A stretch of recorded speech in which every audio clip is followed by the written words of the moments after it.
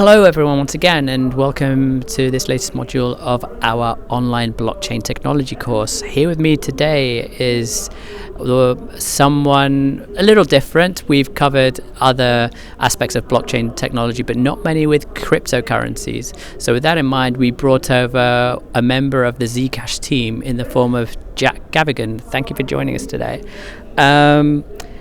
Tell us more about yourself and ZCash as a coin and what its objective was from the get-go. So my background is in the financial sector. I spent 15 years working around here in the city of London for banks on trading systems and such like. And I got interested in cryptocurrencies, not so much for the currency aspect as for the technology, the underlying technology, and the fact primarily that you can decentralize interactions between parties without having to go through a centralized trusted third party. I also have a background in information security, so I understand the importance of privacy and confidentiality. And when I heard about the ZCash project and got introduced to Zuko, who's the CEO of the company, he and I had some ideas, and we kind of hit it off, and that's how I ended up joining the company. And I'm not really I'm not a developer, although I do come from a technical background. My role is more around helping the company operate, worrying about the product, thinking about government relations, helping educate people about ZCash and about its underlying technology. So with that in mind, how can coins such as ZCash help benefit others that want to start their own ICO or cryptocurrency? So I think one of the big advantages of this space in general is the fact that all of the big cryptocurrencies are open source technology. That is to say, all of the source code is open for anybody to read, first of all, and then to reuse and adapt for themselves. That's how some major coins came into existence. Litecoin, for example, emerged because people didn't like some of the aspects of Bitcoin, so they copied the code, they changed some of the aspects of it, and then they created a new coin. So that's I think the start where we benefited because we used some of Bitcoin's source code and technology. At the same time, we added some incredibly strong privacy and confidentiality technology, and that's now open source, so other people can adapt that. And some people have forked ZCash and they've created alternative coins using our source code. So that I think is the easiest way and the obvious way of giving back to the community.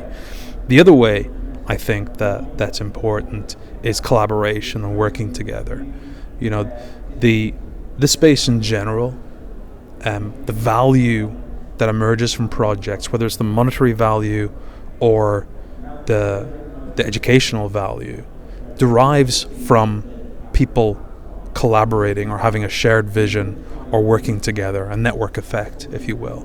So I think that we regard ourselves and we take the attitude that we should be collaborative rather than competitive, that we should work with other projects where we're able to spare the time or where there's alignment of interests and not be just competing all the time. So those are the two aspects: open source so that anybody can adapt and learn and reuse the code that you developed, and then working together to put two heads are better than one, basically, and you end up with a better result at the end of it. Let's start that again. What is again? Take three. What's so unique about ZCash over your other competitors like your Dash and your Ethereums and your Moneras of the world? So with what I call first generation blockchain technology, there's no privacy or confidentiality. All the details of a transaction, the source address, the destination address, and the amount that's being transferred are visible to the world. A number of projects, you mentioned Monero, you mentioned Dash, and us, ZCash, have developed different ways of adding privacy and confidentiality. So Monero uses a solution that's called ring signatures in conjunction with a technology called confidential transactions. And that ring signatures help obfuscate the source of a transaction, and the confidential transactions technology, or Pedersen commitments, hides the value that's being transferred. With ZCash, we use a different technology called zero-knowledge proofs, where in order to prove that a transaction is valid, you don't have to reveal everything about the transaction. You can create what we call a zero-knowledge proof, which proves that the transaction is valid without having to reveal any information about it. And that means that you can write transactions to the blockchain without revealing all the details of the transaction. Why is blockchain technology so vital at a time like this, not just for powering cryptocurrencies such as yours, but also because of what it can do for other sectors of business? I think so the two spaces, or the two industry sectors which seem to be most interested in this technology are the financial sector and kind of logistics or shipping type of sector. I obviously, having spent 15 years in finance, I'm quite familiar with how that space works, and I think there's two key advantages to blockchain technology in that space. The first one is that it allows you to do away with centralized trusted third parties. So if you think about how the financial world operates today, you have centralized exchanges where buyers and sellers come together, and those exchanges then charge trading fees. If you can get rid of the exchange and you can trade directly with one another, then you can eliminate those trading fees. And in the same way that when you send an email to someone, you don't pay a penny per email, you just send email. So that's number one. It's going to reduce costs for companies in the financial space at a time when their cost bases are under pressure because they're not able to generate more revenues because the regulatory restrictions that were brought in after the financial crisis have constrained them in terms of expanding their business. Yeah. So that's number one. The second aspect is there's a unique or a problem in the financial space, which is where two companies agree to do a trade, and they record the details slightly differently, so it no longer matches. And that's what's referred to in the business as a trade break. And that's because Bank A records it in their systems and Bank B records it in their systems. And if they record it slightly differently, you have this problem, the trade won't settle, and you have to spend time unpicking these problems. If you're using a distributed ledger, where both of you are looking at the same ledger, then you don't have those trade break problems. You're working off the same data, the same information, and that removes a source of cost from the trading process. Now, on the logistics and shipping side, I think that aspect of a distributed ledger blockchain brings the same advantage to that industry sector, and that everybody is working off the same information, and you can trace a shipping container or a package or whatever it happens to be that you need to trace the provenance of, all through the supply chain or all through the logistics chain, and you can be confident that because you're all looking at the same ledger, that you're all seeing the same thing and that information is correct and nothing's getting lost along the way. I think you've answered this question in part already, but it's worth asking. Will the technology applied with ZCash be available to use for other developers who are inspired to start their own coin, or any coders or anyone aspiring to do such a thing? Absolutely. As I said, our source code is open source. Our developers like collaborating, and helping other developers. It's a very advanced cryptography, so it can be difficult to wrap your head around. And there's not that many people currently who are using it. But we're keen to see more people using the technology, because other people use it and they develop improvements that we can then incorporate back into ZCash. So absolutely, it's available for other people to use. We've already seen other coins, altcoins using the ZCash source code, changing some of the settings, rebranding it, and launching their own coins. With regards to blockchain technology, do you think it'll be sustainable and it's here to stay essentially for years and years and years to come? Yes, I think blockchain technology is at a very early stage. It's kind of like the internet was back in the early 90s. It's very new.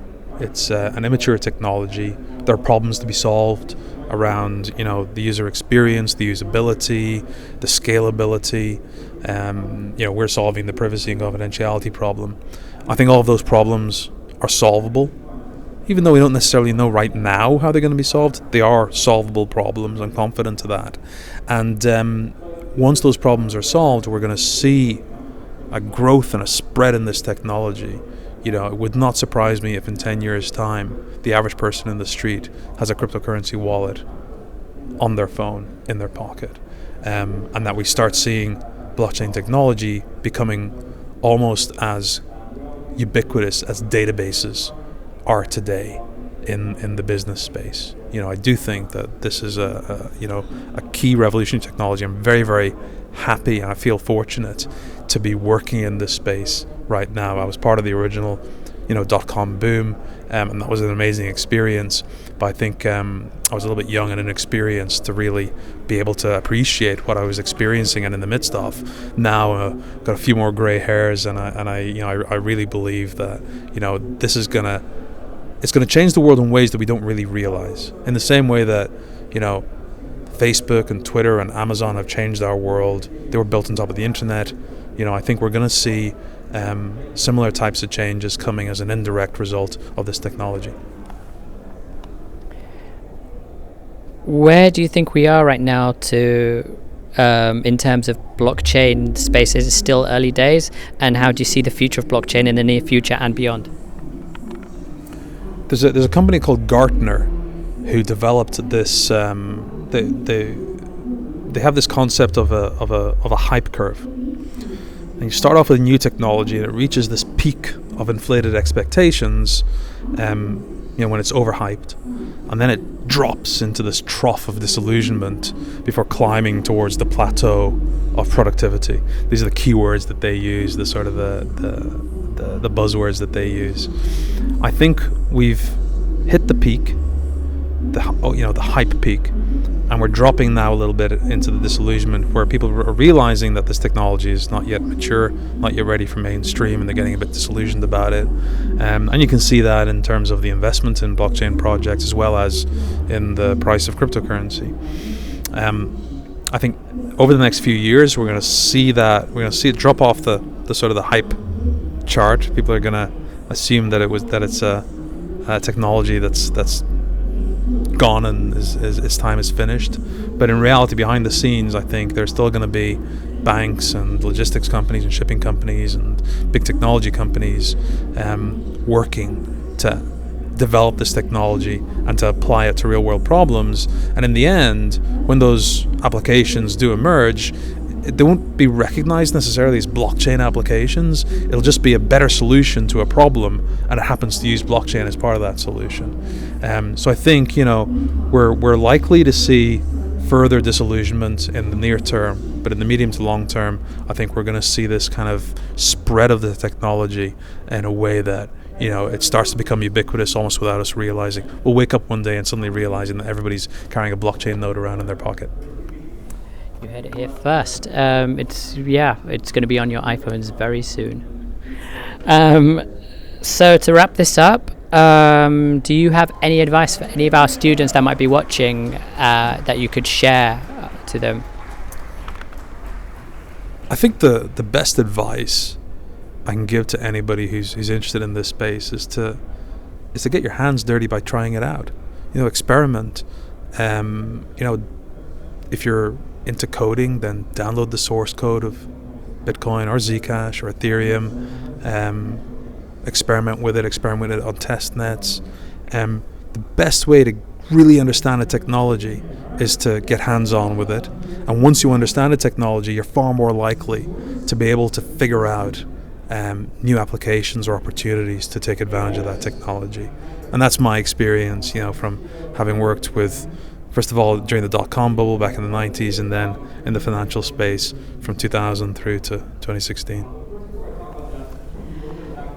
Do you have any final thoughts or anything you may not have touched upon that you want to share with us? I think the one piece of advice, or the one thing I would point out to people who are interested in cryptocurrency and blockchain technology, is that it's all underpinned by cryptography. So in the case of Bitcoin and Ethereum, you're talking about hash functions and digital signatures. In the case of ZCash, you then add in zero-knowledge proofs and snarks. So those are the building blocks for this technology. And I think it's, in the same that if you want to learn how to design cars, you need to understand how the mechanics work. I think it's wise to understand those fundamentals and get to grips with cryptography if you really want to delve in deep into this space. Thank you so much for joining us, Jack.